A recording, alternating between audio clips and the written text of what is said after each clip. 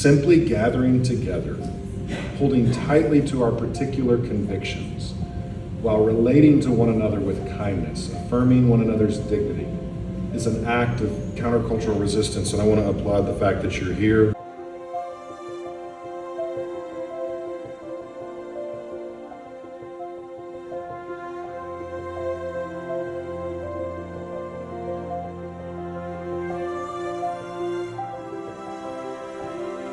Let us begin this forum not as representatives of competing creeds, but as fellow travelers on the road of peace, determined to prove once again that faith can be the bridge that carries a divided people toward a shared hope.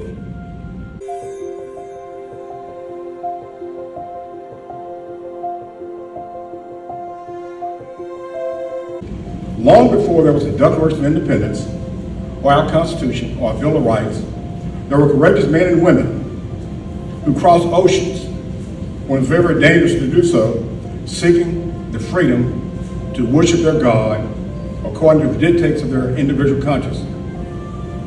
Over the past 250 years, regardless of what is happening in this country, religion has played an important role in our society. America has seen drastic decline in support of institutions over the past several decades. That is true in government. It's true with regard to the media, it's true in big business, colleges and universities, Boy Scouts, and other social institutions.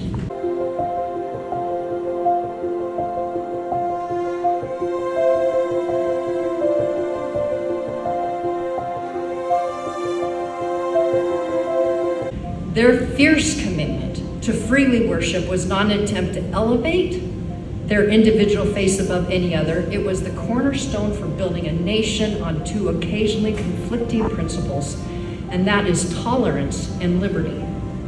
Their unwavering dedication to be bridge builders to both principles transformed religious freedom from a mere right to the defining essence of American identity.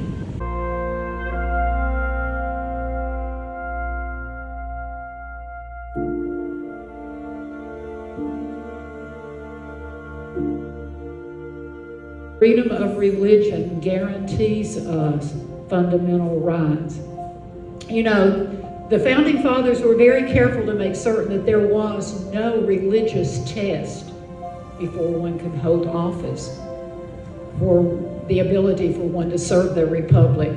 And it was in Hamilton County, Tennessee, that the challenge to Tennessee's law that said if you were a minister of the gospel or a leader in any faith practice, you could not be an elected official. The Reverend Paul McDaniels is the one who challenged that law, went to the Supreme Court. You cannot be inhibited from practicing your rights of freedom because of your religious practice or because you don't have one.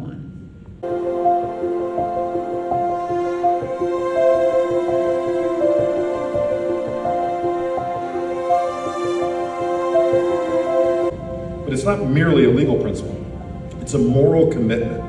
It's the recognition that human beings possess consciences that must not be coerced by the state or crushed by cultural hostility.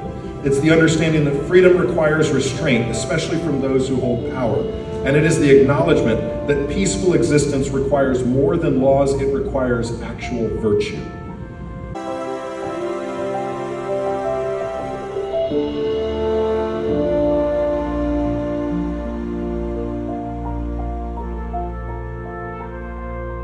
Communities have been at the heart of America's moral progress. Faith has been more than a private comfort. It has been a public force for good. It has inspired courage when fear was easier, unity when division was palpable, and hope when despair seemed inevitable. For me, one of the clearest examples of peacemaking comes from the life of my personal Savior, Jesus Christ. He spoke with Samaritans when others would not. He healed the servant of a Roman centurion, a man from an occupying force. He welcomed tax collectors, zealots, and fishermen alike to become his disciples.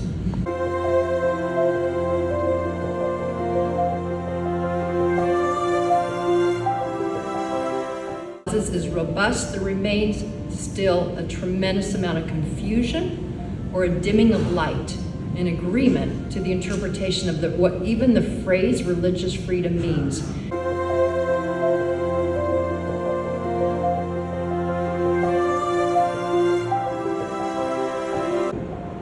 This thought was expressed by George Washington in 1789 when he sent a letter to the United Baptist Churches of Virginia.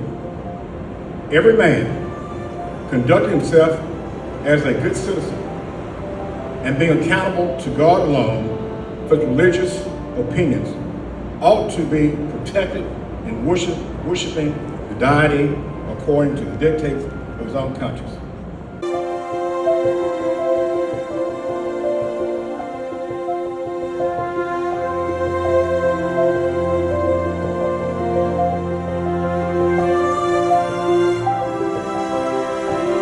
Recognition that human beings possess consciences that must not be coerced by the state or crushed by cultural hostility. It's the understanding that freedom requires restraint, especially from those who hold power.